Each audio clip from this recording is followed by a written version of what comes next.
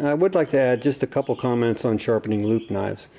I'm not a loop knife expert, and I don't want to tell you it wrong, but I can show you how I do the couple loop knives that I use, or at least give you a quick explanation of them.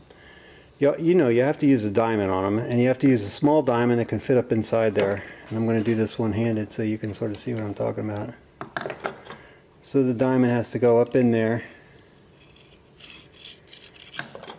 Usually I sit down on the bench, I sit against the bench, and I hold this flat on the table like this, and I work on it. And the key to me anyway is to be very gentle with your diamond knives. Don't, you know, put some oil. It doesn't hurt to put oil on them. You could use mineral oil, you can use vegetable oil, whatever oil you feel like. Just use an oil, and it helps take the grit away from, well, it helps take the grit away from the diamond and keep it clean. But again, there's a couple points. One of them is, I'm going to put the camera down and see if I can do this for you. The key is that you always sharpen in my case, I'm not going to tell anybody this is the right way, but this is the way I do it. I sharpen up into the cut. So I'm not trying to pull away from the cut. I'm not trying to go, I don't set my diamond inside and then pull it out. That's not the way I sharpen. I try to go in gentle. You do gentle. It's very light. You don't try to do hard grinding with the diamond. And you want to get, then you want to get a finer one and try to go in there a little bit finer. Now when you're, it's difficult. And the other thing you can do is you can hold them up like this, and then this over on the edge, and this gives you an angle, you know, you can sort of go around. You go in and around at the same time, and you try to follow the curve that you're dealing with there. It's very difficult.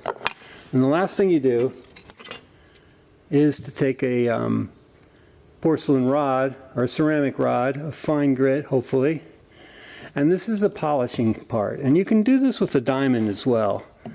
You just basically curve around, and you're almost going like this against the edge. You're not going in and out so much, you're just kind of going like this with the edge, and you can do that with the diamond as well. Let's see if you can get the angle right. The key here is to try to be ambidextrous, and you have to do like changing angles as you're turning. Anyway, those are some of the techniques I use. I'm not happy with the way my loop knife sharpen, but you got to use something, and you definitely don't want to sharpen them on the outside.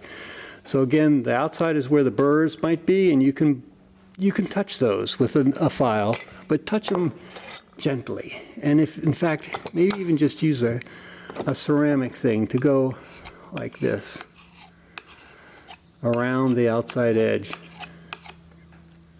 because you don't want to add a taper to the outside of this. This taper is always on the inside. Same angles, 22.5 degrees.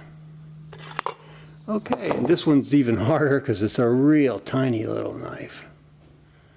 But this is a really good knife. I don't even remember who makes this, but I think it's an Italian knife, or, well, there you go. I can almost see it.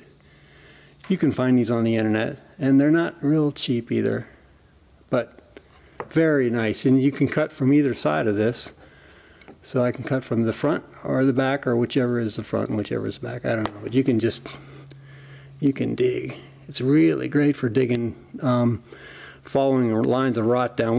And so if I'm digging out an abscess or a line of rot that's going to be an abscess, I would use this first, and once I get to the bottom of it, or if I can't go far enough because it's really deep, then I stop and I take out my regular hoof knives, and I open up the channel on the outside a little bit, go back in there again.